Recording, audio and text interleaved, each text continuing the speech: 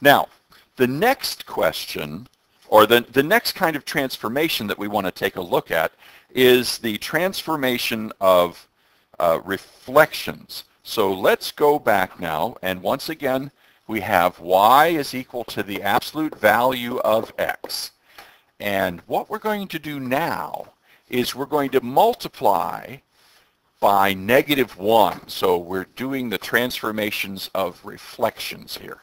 Now let's take a look at what happens if we have y is equal to -1 times the absolute value of x, or actually just the negative of the absolute value of x. Well, let's take a look at what the calculator is telling us that's going to be first. This will kind of give us a clue here. y1 will still be the absolute value of x. y2, let's make that the absolute value of x as well. And then let's put, second, insert a negative sign out front. In other words, the negative of the absolute value of x. And on this last one, let's put the negative inside. In other words, we'll do it to x before we perform the function. Now, for right now, you're not going to see anything on the third one, or we're going to take a look at just the second one. I don't want to confuse things. So what I'm going to do is I'm going to go over to the equal sign on y3. I'm going to turn that one off. So the calculator right now is not going to graph that one.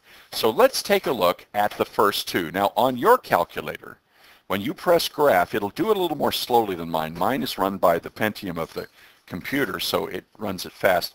Watch carefully at the screen, but then do it on your own also.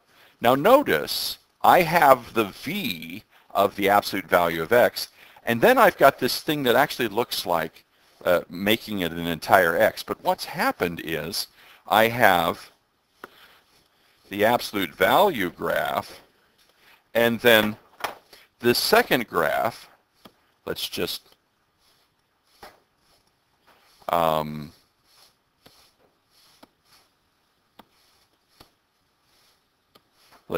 clone this, and what I'm going to do is I'm going to show you what actually happens. It's flipped up or down, and it's reflected here over the x-axis. Now that should make sense to you also. In the absolute value of x, we have 1, 1, 2, 2, 3, 3, -1, 1, -2, 2, -3, 3. Now, in negative absolute value of x, we have 1, -1, because in other words, if you take the absolute value of 1, you get 1, but then you apply a negative sign after, you get -1. So 1, -1, 2, -2, 3, -3, and then -1, -1 as well, because if you put -1 in for x here in negative absolute value of x, you take the absolute value of -1 and you get 1, and then you apply a negative sign, it becomes -1 again. So what this does is this reflects the graph over the x-axis. So basically, if you multiply by a -1 after the function has been performed, it reflects the graph over the x-axis. Now, in a way, this is again a vertical effect. We're doing something to the function after the function's been performed, and it does something to the verticality of the graph. It's an up and down type change. The reflection over the x-axis, everything above goes below, if you will. So it's a vertical effect. Now, what happens when we write y equals the absolute value of the opposite of x? Now what I'm going to do here is I'm going to turn off y2 by highlighting that equal sign and pressing enter, and I'm going to turn on y3 by highlighting that equal sign and pressing enter. Now here's the thing. When I press graph, we only seem to be getting one graph. Now I'll tell you right here, what's actually happening is that the absolute value graph is being reflected over the y-axis. But when you reflect a v over the y-axis with the vertex of the v at the origin, it turns it around, but it's really in the same place.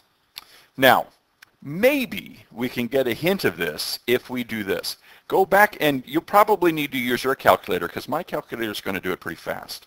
Go back to y equals, go down to y3. Now press your left arrow until you're over on the left-hand side of y3. Do you see that little diagonal line out there that's blinking?